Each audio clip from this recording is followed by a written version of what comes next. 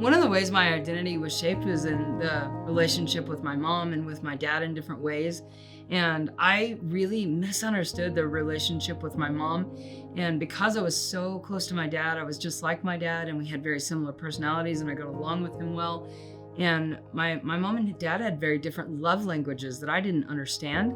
And so when dad would love me a certain way by spending a lot of time with me, very affectionate, and mom was very different, but I began to interpret that as mom didn't love me as much, was very jealous of the relationship she had with my brother.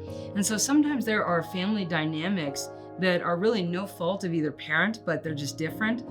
Personalities are different. We see that even in the Bible of Jacob being much closer to his mother and Esau being closer to his father. But we need to make sure that when we see that the parent who's not as close needs to make efforts to really connect with that child, because kids need both parents, but they really do need their same-sex parent to help identify with their sex and feel like they belong in the world of their gender. So many trans people that I talk to feel that was one of the number one things that they struggled with, was feeling like they didn't fit in with their own sex, and that really starts with the parents. And so if that is a difficult relationship with you, for you, just ask the Lord and spend some time in prayer. Ask the Lord how to connect to that child in a deeper way.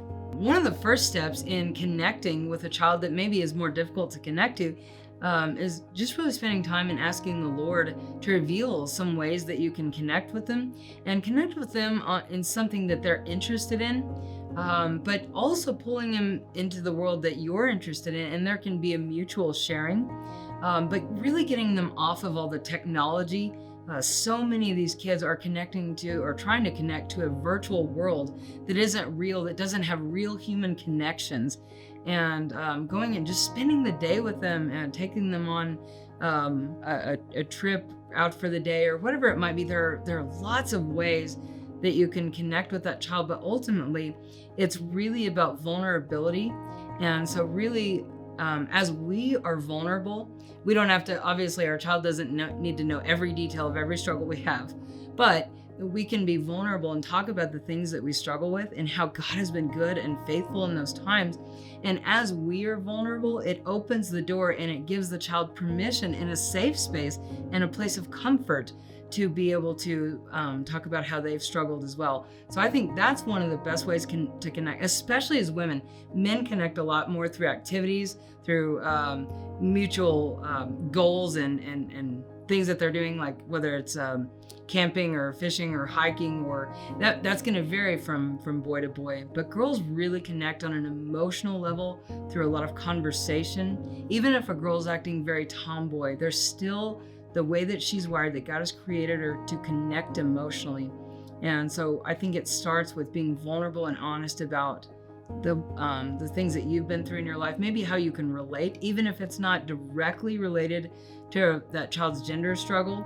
Talking about how, when I was your age, I really didn't like my body. I was this or I was that, but this is what God has done in my life, and this is how He's shown me His goodness, even through this that I didn't like about myself. And I've realized that I have things that other people don't have, and this is the way God has wired me to be a part of His body in this way.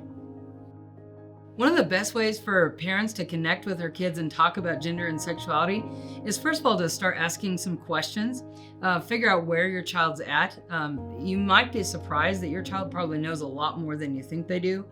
But then asking some follow-up questions, and as you're talking to them, kind of questioning what they're believing and make them defend what they're believing, because a lot of times that they'll start to realize that what they're saying doesn't make sense. And I think this is something that Jesus often used, questions to answer questions.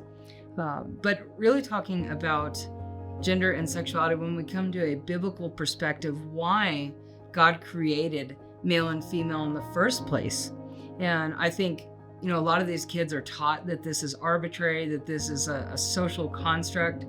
But going back to the fact that God created male and female, ultimately to display His character in different ways, obviously to be fruitful and multiply. And our entire body is a witness to the roles that God gave us. Men display his power, his strength, his leadership. Women display his nurture, his comfort, his protection. And the amazing thing about the body, there are over 6,500 biological differences between men and women. Most people don't realize that. Kids are shocked when I start telling them these things. And there's a lot of research out there that talks about the different ways that we're wired, and it has nothing to do with stereotypical interests of what colors they like or what toys they like or what sports they like, things like that. But it's in the way that we are wired and designed to display the glory of God, and that male and female, none of us are created to be everything that this world wants or everything that somebody needs. All of us have strengths and weaknesses. All of us have skills that are good and useful, but all of us have things that we feel like we lack. But those things are because God has created other people with those skills. We're all intended to work together. So instead of being jealous and looking at other people and wishing we had what they had, learning to love how God created us and to be thankful for the way that God has wired and designed us. And I think, again, parents really need to talk about their own struggles and how they didn't like certain things about themselves. But this is how God has shown his goodness in all of this. One of the enemy's number one tactics is to make parents afraid. And many of our kids are seeing on social media that if you are not affirmed and if you don't transition, if you're feeling this way, then you probably are trans. And if you don't transition, then you're going to end up killing yourself. And this is just not true. And parents, be confident that this is not what statistics and studies are showing. In fact, studies have shown that depression after medical transition is actually far worse. But one of the ways I think to help with depression, first of all, is to wrestle through the hurts and the pains and the things that they're going through. If they're unwilling to talk to a parent, to get them counseling, but also modeling gratefulness. So much of depression comes from because we're just looking at ourselves, and we will never solve the brokenness by looking at ourselves and looking at how broken our lives are, because there's no solution there. The solution obviously is Christ himself, but also to get kids' perspective off of themselves. And the problem is that social media is doing the exact opposite. It's keeping kids stuck in this loop of constantly looking at themselves, comparing themselves, and trying to figure out who they are based on what everybody else says. And instead, getting them involved in either some kind of volunteer work or other groups, or maybe a situation where they're taking care of or helping younger children. There's lots of different programs and things out there. Getting them in nature, getting them away from those voices, because those voices are just speaking lies. And what happens is, if a kid watches a video on transgenderism or something like that, the social media algorithms will populate more videos. And so they're being fed these lies over and over. And I've been told by many parents that it's like these kids are reading a script. And it's because they are, in a sense, because they've been indoctrinated by these videos. So put protections on the social media, things like that. There's lots of filtering programs out there, but monitoring the time that they're on it, but also talking to your kids about what they're watching and seeing, and talking to them about how things can come up that are dangerous. I know I have a family member who, for example, told their daughter at a young age, if you ever see something come up that you're not supposed to see, come tell us immediately and let's talk about it. And she did one time. She came to her parents crying and said, this video popped up, I didn't mean to see it.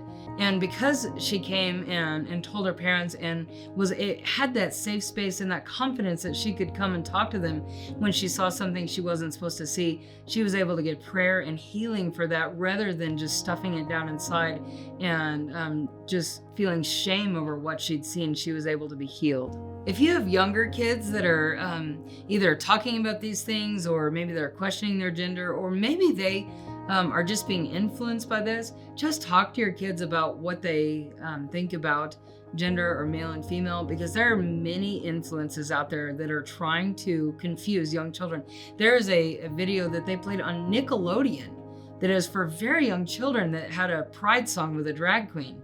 And the song is very catchy, and But there's also influences from school. Many of these kids are being told at a young age, if you're a boy and you like boys, that means that you're gay. Well, that's normal. At a prepubescent age, a child does like his own sex, but it's not in a sexual way, obviously. So there's just a lot of confusion. And I think sometimes just some really good conversations, asking them what they've been hearing, and then talking about how God made them the way that they are, that God didn't make any mistakes, really understanding that most likely, even if these kids are talking about wanting to be a different gender, or maybe they think they're a different gender, most of the time there's just a lot of confusion and they don't feel confident with their same sex. So again, that's where the same-sex parent really can become even more involved in reaffirming that. And I think for so long, parents and the church have just let the culture inform our children. And we watch things on TV where all these characters are abundant on these TV shows. There were over 82 cartoons last time I looked it up that had LGBT characters. So talk to your kids about what they're watching.